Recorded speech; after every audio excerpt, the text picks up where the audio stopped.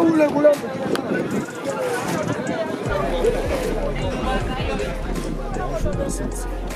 vous présentez? D'accord, moi je me nomme au nom de Messier Kamona Yumba Serge et je m'occupe de la gestion de cette carrière, autrement dit le chef de carrière, de Kamilombe, le nom de la dite carrière Kamilombe, pour le compte de la CMDS, ce qui veut dire coopérative minière pour le développement. Par rapport à l'activité, nous sommes en train de mener une activité qui est vraiment une exploitation qui est appelée artisanale. Voilà. Pourquoi on appelle exploitation artisanale? Oui, c'est une exploitation qui est artisanale, donc ce qui se fait par nos mains. Là, il n'y a pas vraiment la présence des engins, soit des machines. C'est-à-dire c'est une exploitation qui se fait par le gréseur, communément appelé artisanal. Donc une activité qui nécessite une force physique, la main-d'œuvre de l'homme. Effectivement, effectivement. Et pourquoi vous avez choisi ces modes ou cette méthode de fonctionnement dans comme on dit, un carré mené pareil? Oui, nous avons choisi, c'est parce que, tel que vous venez juste de le dire, que voilà, c'est une activité qui est en train juste de faire, disons, de se passer par une main-d'œuvre. Donc, nous utilisons, c'est-à-dire ce sont les individus, les artisanaux miniers, eux-mêmes, par leur force, par leurs propres moyens, qui font cette activité. Voilà, nous sommes dans la province du Lualaba. Vous êtes membre de la CMDS, une coopérative minière de développement et social, qui s'occupe essentiellement des gréseurs artisanaux. Pourriez-nous savoir, dans la province du Lualaba, combien de carrés miniers il y en a au total qui sont en mode artisanal? Là, je dirais que c'est difficile peut-être d'avoir la précision. Pour ça, vous précisez que voilà, dans la province de Lualaba, il y a autant de carrés miniers, ou soit il y a autant de carrières. Il me revient peut-être à vous répondre, peut-être à ce que je suis en train de gérer ici. À ce qui concerne Kamilombe, là peut-être je serai en mesure. Mais pour d'autres carrières là, vraiment sous une réserve pour ne pas parler autre chose. Voilà, nous avons remarqué la présence de plusieurs pots ici. Comment vous faites? Quelles sont la première opération à effectuer avant de graisser ou soit d'effectuer un pot? Merci monsieur le journaliste. Je pense que la toute première opération, je dirais, c'est tout justement d'abord le recensement ou l'enregistrement. Pourquoi vous recensez qui? Nous recensons d'abord le gréseur, autrement appelé les artisanaux miniers. Par exemple, ils font quoi ou comment? Peut-être ils peuvent se réunir tout en un groupe comme ça et nous choisir peut-être à travailler avec nous dans notre carrière. Une fois terminé comme ça, ils vont venir directement nous voir. Après avoir terminé, c'est nous qui vont leur orienter d'aller directement au bureau du service de CMAP parce que c'est lui le service habilité ou compétent. De l'autre côté, c'est-à-dire, premièrement, ils seront recensés, soit enregistrés, et avoir les cartes pour les artisanaux, parce que c'est le service de CMAP qui offre ça. Et une fois terminé comme ça, c'est-à-dire, c'est à eux-mêmes qui vont montrer leur désir ou leur vouloir, que non, par rapport à l'espace, par là directement, ils seront attribués un calandre. Et le calandre, c'est lui qui est en train de les attribuer, c'est le service de CMAP. C'est-à-dire, la coopérative est en train juste, donc disons, de s'en occuper, ou soit je dirais que donc le service de CMAP est en train de nous encadrer, nous qui sommes coopératifs. Et qu'à notre tour aussi, nous faisons l'encadrement des artisanaux miniers, communément appelés ici gréseurs. Alors, une fois terminé peut-être à ça, du côté CMAP, c'est les calandres. Une fois être attribué les calandres, je dirais que la toute première activité ou l'opération, de l'autre côté, ça sera maintenant les forages. Alors, les forages, à quoi c'est-à-dire, c'est par là vous allez voir un groupe de gens qui commencent à forer par exemple comme ça, par terre. Bon, leur objectif c'est quoi? L'objectif c'est d'aller jusqu'à une couche minéralisée. À une couche minéralisée, c'est ça l'objectif. Ils vont commencer à forer. Communément aussi appelé peut-être creuser la terre, mais le terme technique là, je dirais que forer. Ils vont commencer à forer, comme à l'occurrence de ces puits-ci. C'est-à-dire qu'ils vont commencer à forer. L'objectif, je vous ai dit que je me répète encore, c'est d'aller jusqu'au socle. Oui. C'est-à-dire, de l'autre côté, une fois trouvé les minéraux, là-bas, ils commencent maintenant à extraire ça. Une fois ils commencent à forer, c'est-à-dire c'est sous la bénédiction ou l'orientation du service de CMAP. Parce que les services de CMAP, il y a des techniciens qui orientent cette carrière. Que vous faites ça, pour qu'il n'y ait pas d'accidents comme ça. Et peut-être en extrayant les minéraux de l'autre côté, il y a toujours la présence des agents de CMAP. Ce sont eux qui orientent qui orientent l'affaire pour qu'il n'y ait pas des accidents, pour qu'il n'y ait pas, je ne sais pas. Dans un chantier minier, quels sont les moments ou les périodes les plus difficiles ou dures lors de l'exploitation? Le moment le plus difficile lors de l'exploitation, je dirais que c'est pendant la période de forage. Pendant la période de forage, c'est-à-dire les creusseurs souffrent. D'où parce qu'il y a l'incertitude d'abord. Et c'est par la foi, je dirais. Là, il peut s'y mettre ici pour forer comme ça. Et je dirais que c'est un voyage de la foi. Il peut ou n'est pas. Hein? Comme on voyageait dans les noirs. Exactement. Il peut ou n'est pas trouvé. Trouver quoi? La couche minéralisée. C'est-à-dire, c'est ça la période qui est vraiment la plus difficile dans cette exploitation. C'est la période je dirais que peut-être vit la baisse des métaux parce qu'auparavant, notre encadrement était au moins aux 25 000 creusseurs que Kamilombe est en train d'encadrer ici. 25 000 creusseurs ou artisans. Vous avez parlé de baisse des métaux. Donc, vous connaissez aussi des moments pareils où il y a baisse, où il y a rupture peut-être de minéraux. Oui, monsieur le journaliste, ça fait presque une année où il y a eu une baisse des cobaltes. Hein, des cobaltes, comme on a toujours dit que le Lualaba, ici soit la province de Lualaba, c'est la capitale des cobaltes surtout. C'est-à-dire ça fait presque une année où la province de Lualaba aurait été vraiment dans cette situation de la baisse des métaux. Je ne sais pas si c'est une situation qui est nationale ou soit provinciale ou qui soit internationale. Mais là nous parlons particulièrement à nous qui sommes Lualaba plutôt. Après avoir fini les fourrages, combien revient 1 kilo, soit je ne sais pas, des différentes matières qu'on extrait ici? Oui. La vente, ça s'effectue comment?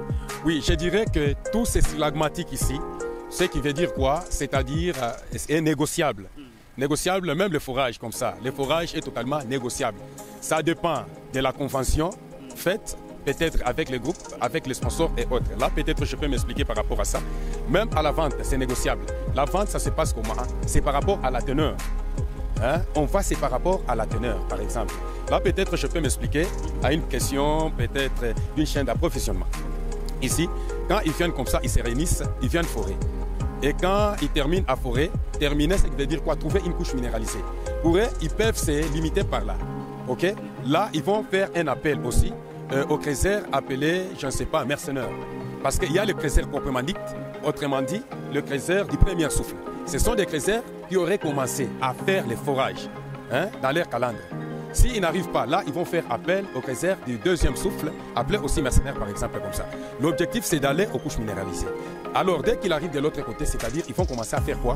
À extraire ce minerai en mettant dans des petits sacs, à l'occurrence de ces petits sacs qui est devant vous. Là, ils vont appeler, je ne sais pas, la troisième catégorie des creusseurs, communément appelée sur le là-bas saliseurs. C'est-à-dire ce sont des transporteurs. Ils transportent en chaîne comme ça. Et quand ils transportent en chaîne, c'est-à-dire en dessous jusqu'en haut. Comme ça, en transportant comme ça. Dès qu'ils arrivent avec ça ici, là nous voyons directement, il y a deux types de minéraux ici. Les minéraux qui seront lavés ou soit les minéraux qui seront vendus bruts. Alors lavés, voilà la présence d'eau, de l'eau. Là-bas, il y a un flaque d'eau. Là-bas, un tank, c'est-à-dire... C'est naturel ou c'est créé par... Je dirais que ce n'est pas naturel, c'est artificiel. Oui. Par là, vous allez voir directement, ils vont amener, acheminer les minéraux là-bas. Il y a des moyens de transport. Il y a des cyclistes ici, il y a, je ne sais pas, des taximens et autres, et autres. Ça dépend. Hein? C'est-à-dire le responsable du puits, il peut appeler directement qu'on amène au niveau de l'eau. Si ce sont des minéraux lavés. Alors, si ce sont des minéraux bruts, là, la destination, c'est vraiment du puits vers un dépôt. Il y a un comptoir d'achat ici, appelé un dépôt. Dans les sites ou à l'extérieur du site? Dans notre carrière, il y a des dépôts. Il y a nos partenaires qui sont chinois là-bas, qui vendent nos minéraux. Et à la question qui m'a été posée par vous, je dirais que c'est stalagmatique, c'est-à-dire tout dépend de la teneur. Voilà. Après extraction, comment vous faites? Vous quantifiez tous les matières extraites du puits ou vous les laissez partir comme ça pêle-mêle sans pour autant savoir un peu du point de vue quantité ou tonnage? Souvent, nous les quantifions. Nous les quantifions. Voilà. Merci. Avec votre permission, on peut quand même faire le tour.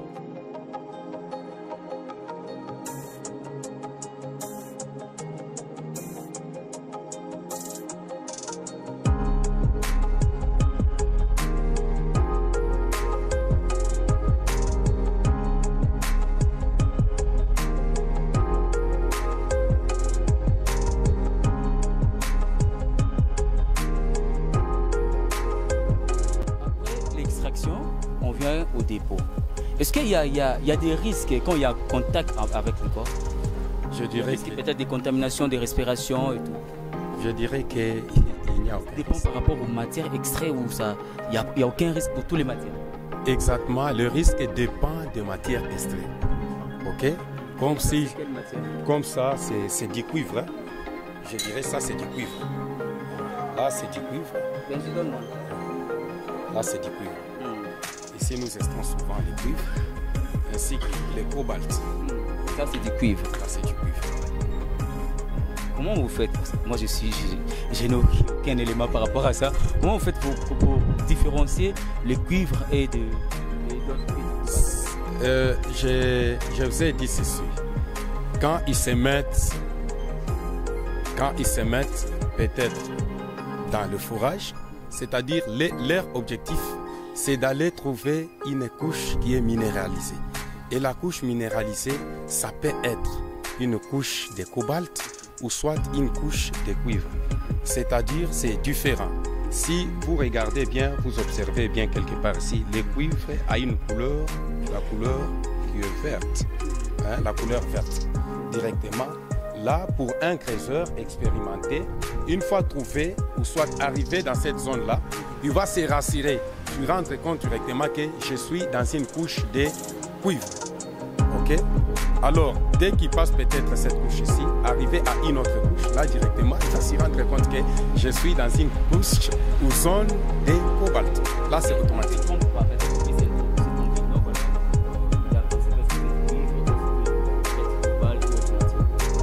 Ils ne peuvent pas se tromper.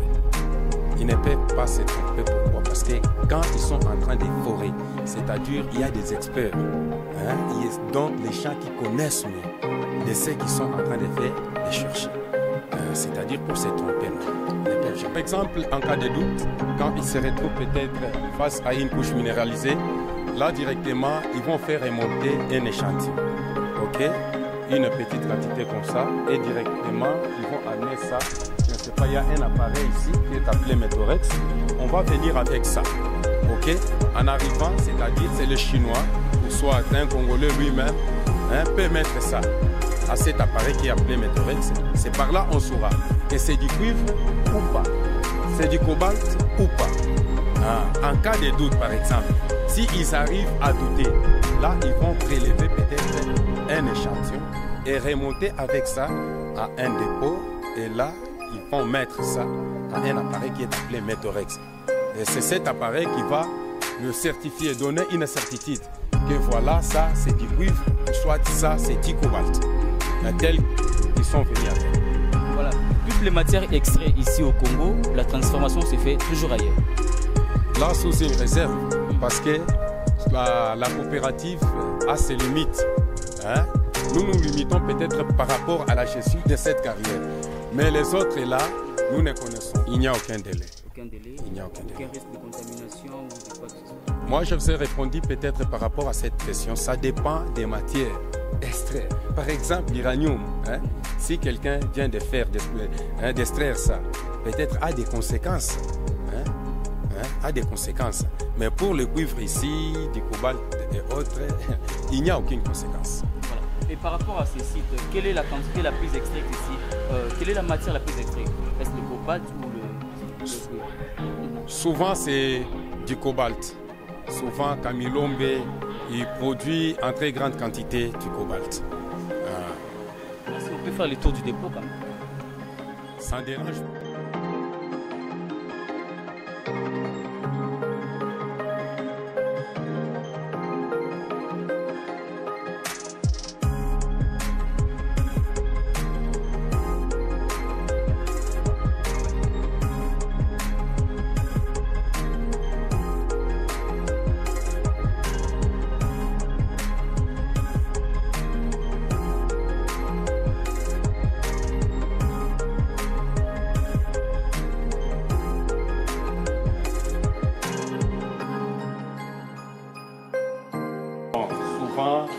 Ce n'est pas le cas. Parce que nous n'avons pas les appareils là peut-être appropriés ou spécifiés. Souvent c'est ça.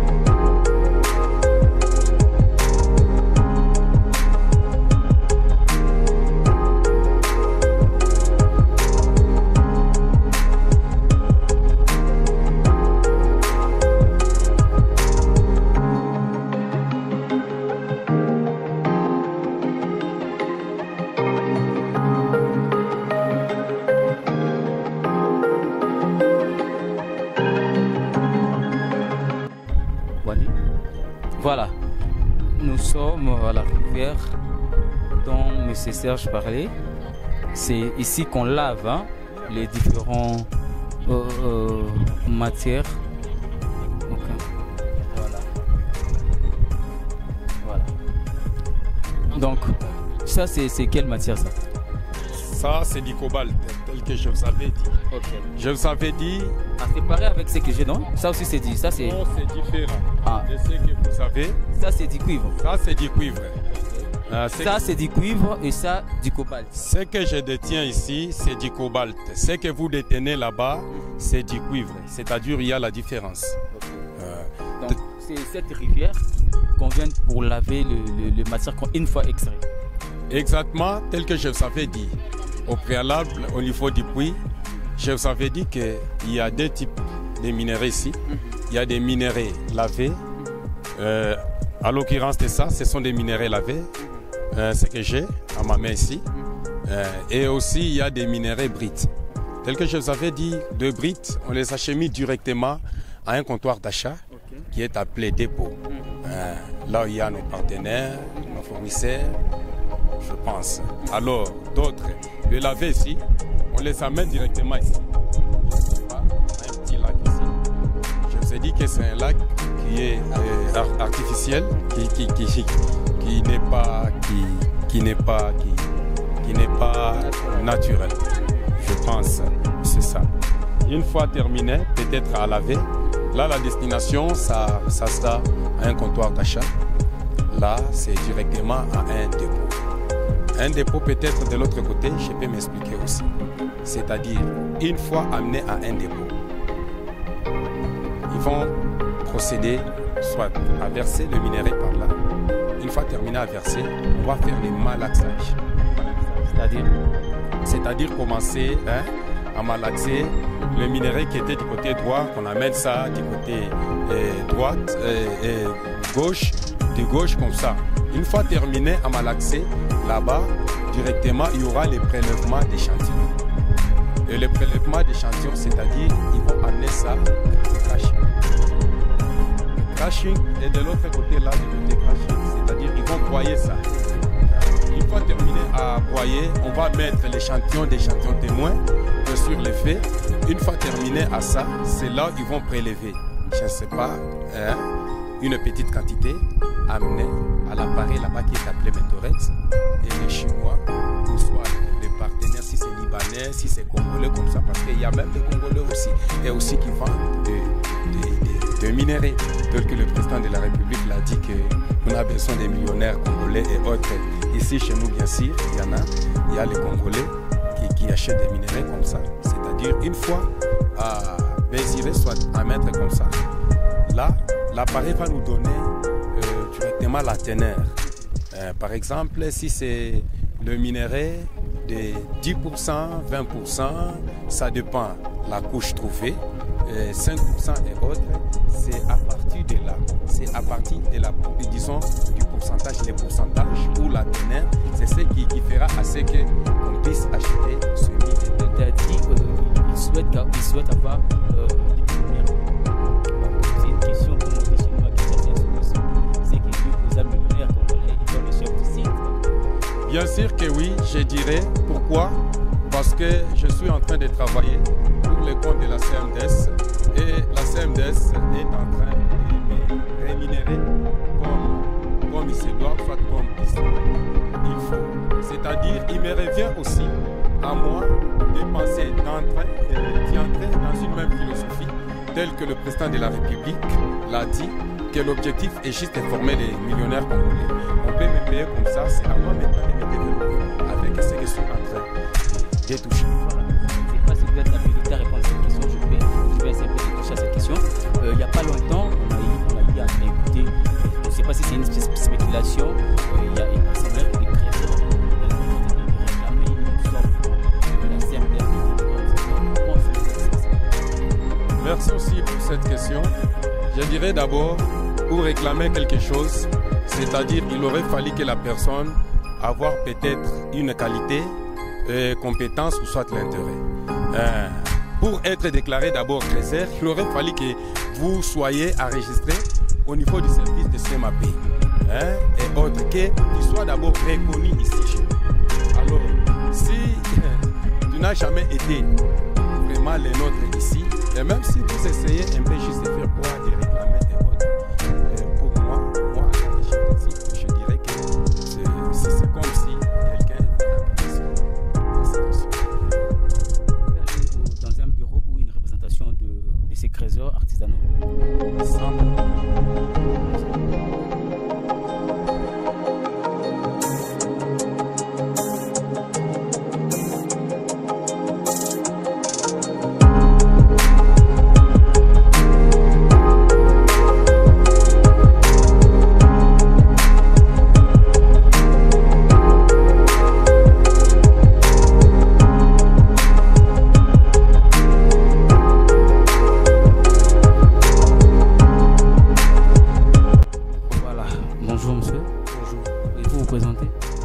Mon nom c'est Pépé, je suis membre du comité des Crézers, je joue le rôle de sensibilisateur. Les difficultés actuellement est très basée sur le baisse du cobalt, puisque notre carrière ici que vous voyez,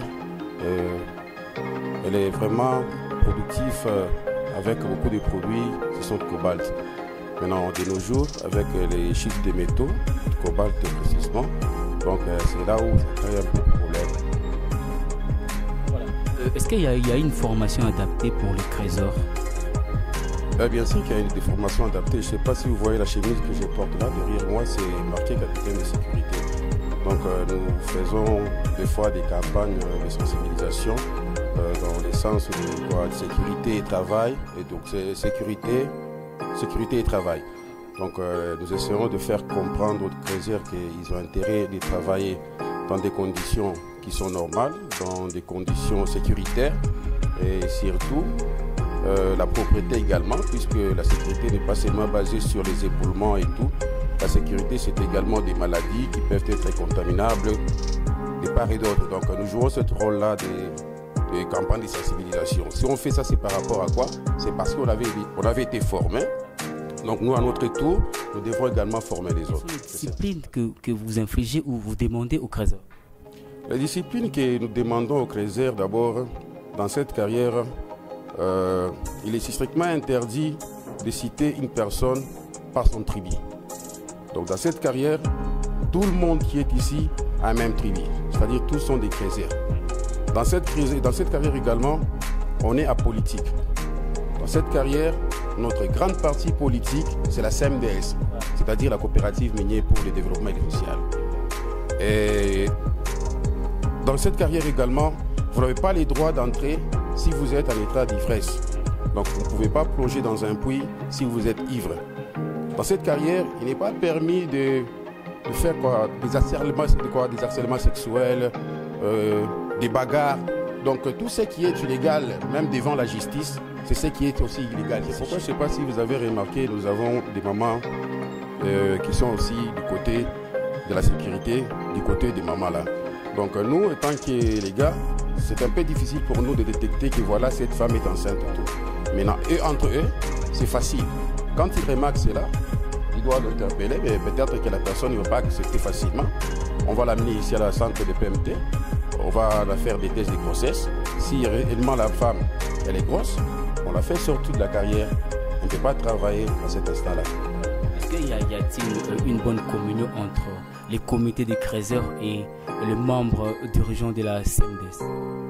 Effectivement, si nous ne parlons pas une même langage, comment est-ce qu'on peut évoluer ensemble? Effectivement qu'il y ait une bonne communication.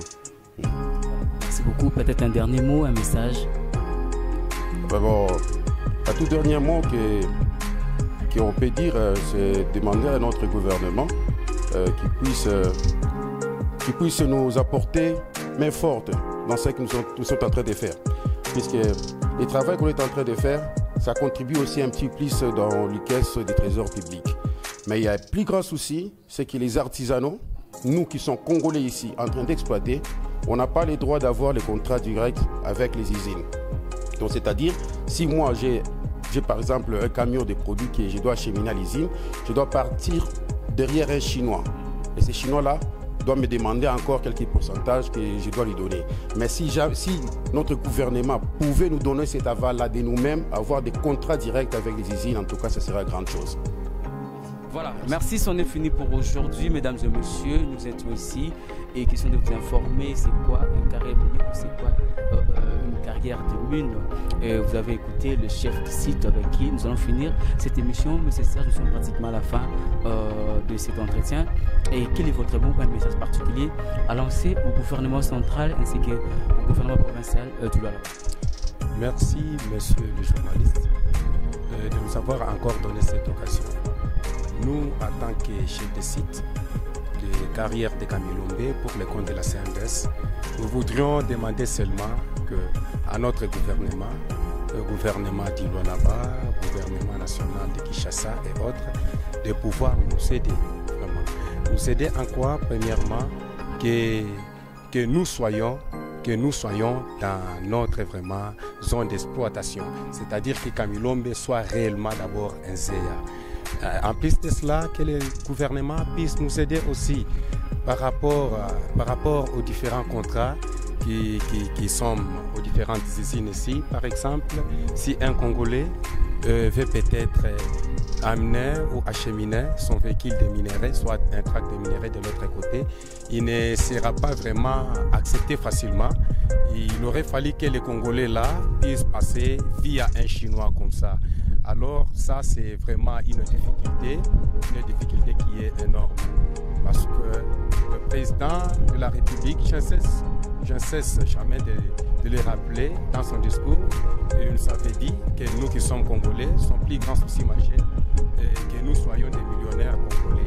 Et bien sûr, je pense que tout est possible, mais sauf qu'il y a quelque part que nous rencontrons vraiment des amis chinois. Je voudrais à ce que les gouvernements congolais puissent nécessairement nous aider, puissent s'impliquer dans ce secteur minier, afin que nous retrouvons aussi un droit sur ces points que nous venons juste de faire. Merci beaucoup. Rappelez encore votre nom. Je me nomme de Kamona Yumba Serge, le chef des sites de la carrière Kamilombe. Merci beaucoup. Merci beaucoup. C'est moi qui vous remercie davantage.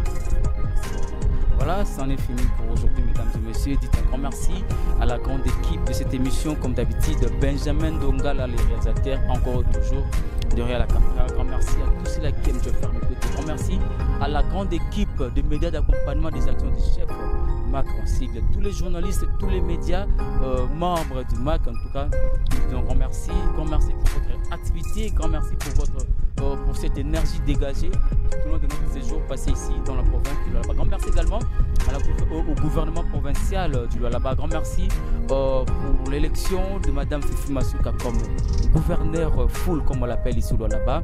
Nous ne faisons que lui souhaiter bon mandat pour ces quinquennats ici dans la grande province minière du Lualaba. Voilà, d'ici là, portez-vous très bien.